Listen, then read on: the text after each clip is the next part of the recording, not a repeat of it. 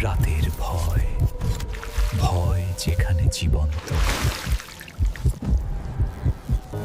আমাদের আজকের গল্পের নাম সেই অভিশপ্ত নিশিডাক ও বাঁশবাগানের মায়া। পাঠিয়েছেন আরিয়ান মাহমুদ, নওগাঁ, বাংলাদেশ। আসসালামু আলাইকুম, আমি আরিয়ান। আজ আমি আপনাদের সাথে আমার জীবনের সেই বিভীষিকাময় ঘটনাটি শেয়ার করছি, যা আজ 10 বছর পরেও আমার রাতের ঘুম কেড়ে নেয়। এটি কোনো বানানো গল্প নয়, আমার শরীরের এই আঁচড়ের দাগগুলো আজও তার প্রমাণ বহন করছে। ঘটনাটি ঘটেছিল আমাদের নওগাঁর গ্রামের বাড়িতে। আমরা তখন ঢাকায় স্থায়ী, কিন্তু নারীর টান তো আর ছেড়ে ফেলা যায় না। বড় বোন আর আম্মুর সাথে গ্রামে গেলাম নানু ভাইয়ের মৃত্যুর খবর শুনে। গ্রামের বাড়িটা ছিল একটু আলাদা, মূল গ্রাম থেকে কিছুটা দূরে, বিলের একদম কোল ঘেঁষে। নানু ভাইয়ের শখ ছিল প্রচুর গাছপালা লাগানোর, তাই বাড়ির চারপাশে ছিল ঘন জঙ্গল। বিশেষ করে উত্তর পাশের আমবাগান আর পূবের বিশাল বাঁশঝাড় জায়গাটাকে দিনের বেলাও অন্ধকার করে রাখত। গ্রামে পৌঁছানোর পর থেকেই আমার কেমন জানি অস্বস্তি হচ্ছিল। কেমন জানি একটা ভারী বাতাস, মনে হতো কেউ সারাক্ষণ আমার উপর নজর রাখছে। গ্রামের মুরব্বীরা বলতেন, বাবা আরিয়ান, সন্ধ্যার পর পুকুর পাড়ে যাস না, ওখানে বাতাস ভালো না। আমি শহরের ছেলে, এসব বাতাস খারাপ বা নিশি পাওয়ার গল্পে কখনো বিশ্বাস করিনি। কিন্তু সেই অমাবস্যার রাত আমার সব যুক্তি ধুলোয় মিশিয়ে দিয়েছিল। সেদিন ছিল নানু ভাইয়ের জানাজার 3 দিন পর। বাড়িতে আত্মীয় স্বজনে ঠাসা, কিন্তু সবাই কেমন যেন চুপচাপ। রাত বাড়ার সাথে সাথে একটা অদ্ভুত কুয়াশা নামতে শুরু করলো, যদিও তখন শীতকাল ছিল না। গ্রামে বিদ্যুৎ নেই, হারিকেনের টিমটিমে আলোয় আমরা সবাই রাতের খাবার শেষ করলাম। রাত আনুমানিক 1টা। মেঝের ওপর বড় বিছানায় আমি আর আমার ছোট ভাই রিফাত শুয়ে আছে। জানালার ওপারেই পুকুর আর তার ওপারে ঘন জঙ্গল। বাইরে থেকে ভেসে আসছিল ডাহুক পাখির অদ্ভুত ডাক, যা নিস্তব্ধতাকে আরও রহস্যময় করে তুলছিল।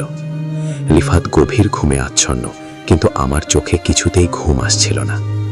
হঠাৎ মনে হলো চারপাশটা হুট করে একদম নিঃশব্দ হয়ে গেল। ঝিঝি পোকার ডাক, পাতার খসখস শব্দ, সব এক লহমায় থেমে গেল। ঠিক সেই মুহূর্তেই আমি শব্দটা শুনলাম, একদম জানালার ওপাশ থেকে।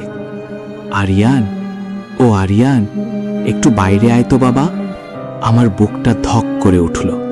এ তো আমার মায়ের গলা, কিন্তু মা তো পাশের ঘরে খালার সাথে ঘুমাচ্ছে। আমি ভাবলাম মা হয়তো বাথরুমে যাওয়ার জন্য বের হয়েছে আর ভয় পেয়ে আমাকে ডাকছে। আমি কোনো কিছু চিন্তা না করেই বিছানা থেকে নামলাম। আমার শরীরটা কেমন জানি হালকা মনে হচ্ছিল, যেন আমি মাটিতে পা রাখছি না, ভেসে বেড়াচ্ছি। আমি নিঃশব্দে পেছনের দিকের কাঠের দরজাটা খুললাম। বাইরে বেরোতে একটা হাড় কাঁপানো ঠান্ডা বাতাস আমার শরীরে বিঁধে গেল। দূরে পুকুর পাড়ের বটগাছটার নিচে একটা অবয়ব দাঁড়িয়ে। হালকা কুয়াশার আড়ালে স্পষ্ট দেখলাম মার সেই প্রিয় আকাশি রঙের শাড়িটা পরা। তার লম্বা চুলগুলো পিঠের ওপর এলিয়ে আছে। সে আবার ডাকল, আরিয়ান, দেরি করিস না, এদিকে আয়। তার গলাটা ছিল খুব মিষ্টি, কিন্তু তার ভেতরে কেমন যেন একটা যান্ত্রিক টান ছিল। আমি মায়ার বশবর্তীর মতো এগিয়ে যেতে লাগলাম। আমি যখন পুকুর পাড়ে পৌঁছালাম, ছায়াটা আরো দূরে সরে গেল। সে এখন আমবাগানের ভেতরে। আমি অন্ধের মতো তার পিছু পিছু হাঁটছি। ঝোপঝাড়ের কাঁটা আমার পায়ে বিঁধছিল, কিন্তু আমার কোনো ব্যথাবোধ হচ্ছিল না। আমার পুরো মনোযোগ ছিল ওই নীল শাড়ির ওপর। হাঁটতে হাঁটতে আমরা গ্রামের সেই পুরনো কবরস্থানের পাশের বাঁশঝাড়ে চলে এলাম। এখানে বাঁশগাছগুলো একে অপরের গায়ে লেগে ধনুকের মতো নুয়ে আছে। জায়গাটা একদম অন্ধকার। হঠাৎ ছায়াটা থেমে গেল। একটা বড় বাঁশ গাছের আড়ালে সে দাঁড়িয়ে আছে। আমি কাছে গিয়ে বললাম, মা, তুমি এখানে কেন? ঘরে চলো। আমার কথা শেষ হতে ছায়াটা ধীরে ধীরে আমার দিকে ঘুরতে শুরু করলো। আমি ভয়ে জমে গেলাম। আমি দেখলাম শাড়িটা মার হলেও ওই শরীরটা মানুষের নয়। অত্যন্ত লম্বা, প্রায় 8-9 ফুট উঁচু।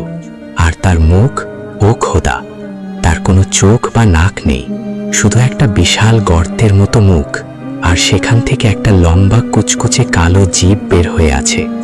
সে অমানসিক এক গলায় হেসে উঠল। সেই হাসিটা আমার কানের পর্দা যেন ছিঁড়ে ফেলছিল। হঠাৎ তার হাতগুলো লম্বা হতে শুরু করলো। সেই হাতের নখগুলো ধারালো ছুরির মতো। সে আমার দিকে এগিয়ে আসছে আর বলছে, তোর মা তো ঘরে ঘুমোচ্ছে রে আরিয়ান, তুই এখন আমার কাছে এসেছিস। আমি বুঝতে পারলাম এটা নিশি। নিশি ডাক দিলে মানুষ এভাবেই ঘর থেকে বেরিয়ে আসে। আমি প্রাণপণে চিৎকার করতে চাইলাম, কিন্তু মনে হলো আমার গলায় কেউ পাথর চাপা দিয়ে রেখেছে। আমি পিছাতে গিয়ে হোঁচট খেয়ে পড়ে গেলাম। ঠিক তখনই সেই নিশিটা তার লম্বা নখ দিয়ে আমার বুকের কাছে এক বিশাল আঁচড় দিল। অসহ্য যন্ত্রণায় আমার চেতনা প্রায় লুপ্ত হয়ে আসছিল। ঠিক যখন সে আমাকে তার লম্বা হাত দিয়ে জড়িয়ে ধরবে, হঠাৎ দূর থেকে আজানের ধ্বনি ভেসে এলো। ভোরের আজান। আজানের আওয়াজ কানে যেতেই সেই নিশিটা এক ভয়াবহ আর্তনাদ করে উঠল। মুহূর্তের মধ্যে সে ধোঁয়ার মতো মিলিয়ে গেল। আমি জ্ঞান হারিয়ে ওখানেই পড়ে থাকলাম। সকালে গ্রামের লোকেরা যখন আমাকে খুঁজে পায়, তখন আমি একটা বিশাল বাঁশ গাছের মগডালে ঝুলছিলাম। গ্রামের ওজা আর কয়েকজন যুবক মিলে অনেক কষ্টে আমাকে নিচে নামালো। আমার সারা শরীরে কালশিটে পড়া, আর বুকে সেই ভয়াবহ 3 আঙুলের আঁচড়। পরের কয়েক মাস আমি জ্বরে ভুগেছিলাম। গ্রামের সেই ওঝা বলেছিলেন, সেদিন আজান না দিলে ও তোকে বিলের মাঝখানে নিয়ে ডুবিয়ে মারত। আজও যখন রাতে কেউ আমার নাম ধরে ডাকে, আমি হাজারবার নিশ্চিত না হয়ে সাড়া দিই না। মাঝে মাঝে আয়নায় যখন বুকের সেই দাগটা দেখি, তখন মনে হয় সেই নিশি কি এখনো আমার বাড়ির আশেপাশে ঘোরে, আজও কি সে ওত পেতে আছে আমাকে ডাকার জন্য।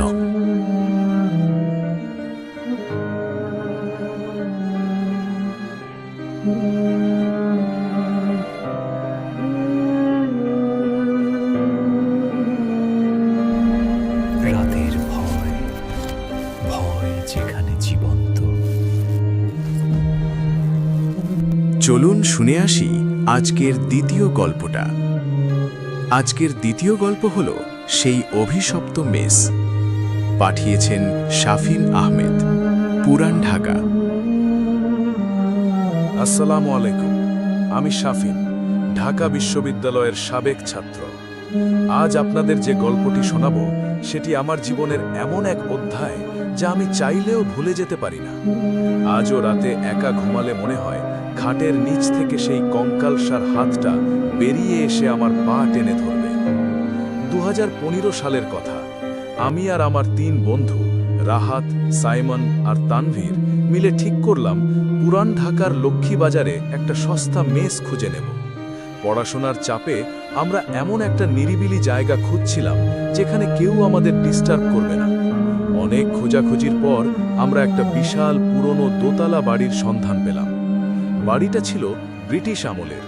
চুন সুরকি খসে পড়ছে, জানালার পাল্লাগুলো অর্ধেক ভাঙা, কিন্তু আমাদের বাজেট কম থাকায় আমরা ওটাই ঠিক করলাম। বাড়ির মালিক একজন বৃদ্ধ লোক। তিনি আমাদের একটা অদ্ভুত শর্ত দিলেন, বাবা যাই করো, 4 তলার চিলে কোঠার ছোট ঘরটার তালা কখনো খুলবে না। আমরা তখন হাসাহাসি করে রাজি হয়ে গেলাম। মেসে ওঠার 3য় দিন আমি আর রাহাত আমাদের রুম পরিষ্কার করছিলাম। হঠাৎ খাটের পায়ার নুচে একটা আলগা মেঝে নজরে এলো। কৌতূহলবশত সেটা সরাতেই ভেতরে একটা পুরনো কালো চামড়ায় বাঁধানো ডায়েরি পেলাম। ডায়েরিটা ধুলোয় ধূসর হয়েছিল। আমরা ডায়েরিটা খুলতেই এক অদ্ভুত পচা গন্ধ নাকে এলো। ভেতরের পাতাগুলো হলদেটে হয়ে গেছে। লেখাগুলো কালির নয়, বরং কালচে লাল রঙের কিছু দিয়ে লেখা। ডায়েরিটার প্রথম পাতায় লেখা ছিল, সে আমায় মুক্তি দেয়নি, সে আজ কেউ আমার খাটের পাশে দাঁড়িয়ে থাকে। তানভীর বলল, আরে ধুর, এসব হয়তো কোনো পাগল লিখে গেছে। কিন্তু ওই রাত থেকেই শুরু হলো বিচিত্র সব ঘটনা। প্রথম রাতে আমরা সবাই ঘুমানোর চেষ্টা করছি। হঠাৎ মাঝরাতে একটা শব্দে আমার ঘুম ভেঙে গেল। মনে হলো কেউ মেঝের ওপর দিয়ে ভারী কিছু টেনে নিয়ে যাচ্ছে। ঘষ ঘষ ঘষ।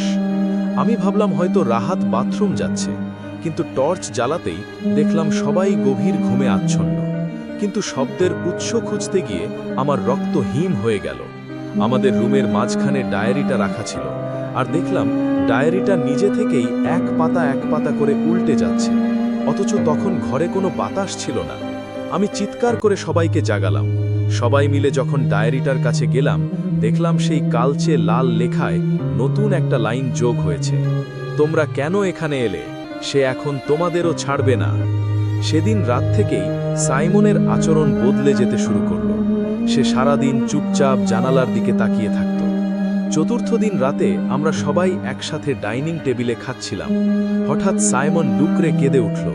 সে ভয়ার্ত গলায় বলল, শাফিন, আমার পায়ের নিচে কিছু একটা ধরছে। আমরা নিচু হয়ে টেবিলের নিচে তাকালাম। টর্চের আলো পড়তেই দেখলাম মেঝের ফাঁক দিয়ে একটা সাদা ফ্যাকাশে মাংসহীন কঙ্কালসার হাত বেরিয়ে এসে সাইমনের গোড়ালি শক্ত করে ধরে আছে। হাতটার নখগুলো ইঞ্চি তিনেক লম্বা এবং নোংরা। আমরা সবাই আতঙ্কে চিৎকার করে উঠলাম। রাহাত এক দৌড়ে সাইমনকে টেনে সরালো, কিন্তু আশ্চর্যের বিষয় হলো আমরা তাকাতেই হাতটা চোখের পলকে মেঝের ভেতরে অদৃশ্য হয়ে গেল। সাইমনের গোড়ালিতে তখন 4টে গভীর কালচে দাগ বসে গেছে, যেন কেউ বরফ শীতল হাত দিয়ে চেপে ধরেছিল। সেদিন রাতেই আমরা ঠিক করলাম এ বাড়িতে আর এক মুহূর্তও থাকব না। কিন্তু বাইরে তখন প্রচণ্ড ঝড় বৃষ্টি শুরু হয়েছে। হঠাৎ আমরা লক্ষ্য করলাম উপরের তলার সেই নিষিদ্ধ চিলেকোঠার ঘর থেকে কেউ একজন অমানুষিক চিৎকার করছে। মনে হচ্ছে কেউ কাউকে জীবন্ত পুড়িয়ে মারছে। রাহাত সাহসে ভর করে বলল, আমাদের দেখতে হবে ওখানে কি হচ্ছে। আমরা সবাই মিলে সিঁড়ি দিয়ে উপরে উঠলাম। চিলেকোঠার দরজার কাছে পৌঁছতেই দেখলাম দরজার তলা দিয়ে ফিনকি দিয়ে রক্ত বেরিয়ে আসছে। আমরা লাথি দিয়ে দরজাটা ভাঙলাম। ভেতরে যা দেখলাম তা বর্ণনা করার ভাষা আমার নেই। ঘরটা ছিল পুরো শূন্য, শুধু মাঝখানে একটা ভাঙা আয়না। আয়নার সামনে দাঁড়িয়ে ছিল এক বিভৎস ছায়া। তার পুরো শরীরে কোনো চামড়া নেই, শুধু রক্তাক্ত মাংস আর হাড়। সে ডায়েরিটা হাতে নিয়ে আমাদের দিকে তাকিয়ে বিভৎস হাসল। তার মুখ থেকে রক্ত ঝরছিল। সে ইশারা করে আমাদের দিকে এগোতে লাগল। আমরা এক দৌড়ে বাড়ি থেকে বেরিয়ে এলাম। বৃষ্টিতে ভিজতে ভিজতে আমরা সোজা মেইন রোডে চলে এলাম। পরদিন সকালে পুলিশের সহায়তায় যখন আমরা আমাদের মালপত্র আনতে গেলাম, দেখলাম ডায়েরিটা নেই, এমনকি মেঝের সেই আলগা গর্তটাও সেখানে নেই। বাড়ির মালিক বৃদ্ধ আমাদের দেখে শুধু করুণ সুরে বললেন, আমি বলেছিলাম না ঘরটা না খুলতে? ওটা ছিল আমার ছোট ভাইয়ের আত্মা, যাকে ওই ডায়েরির লোভে কেউ একজন খুন করে গুম করেছিল। আমরা সেদিনই মেস ছেড়ে দিয়েছিলাম। সাইমন আজও মাঝে মাঝে রাতে ঘুমের ঘোরে চিৎকার করে ওঠে। আর আমি যখন কোনো পুরনো বই বা ডায়েরি দেখি, আমার হাত কাঁপতে শুরু করে। আমার মনে হয় সেই কঙ্কালসার হাতটা হয়তো আজও সেই বাড়িতে নতুন কোনো শিকারের অপেক্ষায় আছে।